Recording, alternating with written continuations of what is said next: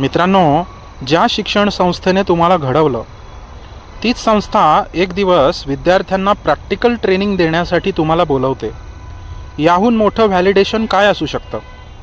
रयत शिक्षण संस्थेचं DP Bhosale college Koregaon आज इथे मत्स्य शेतीवर कागदी नव्हे तर प्रॅक्टिकल संवाद झाला. आज विद्यार्थ्यांना आणि आजूबाजूच्या शेतकऱ्यांना फक्त माहिती नाही तर मत्स्यपालनातलं डिसिजन मेकिंग कसं करायचं ते समजावून सांगितलं. जेव्हा शेतकरी अडचणीत येतो तेव्हा त्याला सल्ला नाही, योग्य दिशा लागते. इतकी उपस्थिती एक गोष्ट स्पष्ट सांगते, मत्स्यपालनातील मार्गदर्शनाची खूप मोठी गरज आहे. आणि तसं झाल्यास पुढची नीलक्रांती फार दूर नाही आहे. शिक्षण संस्थांनी जेव्हा उद्योगाशी हात मिळवला तेव्हाच विद्यार्थी तयार झाला. ट्रेनिंग, कन्सल्टेशन आणि प्रॅक्टिकल अनुभव यांचा योग्य मेळ येथे पाहायला मिळाला.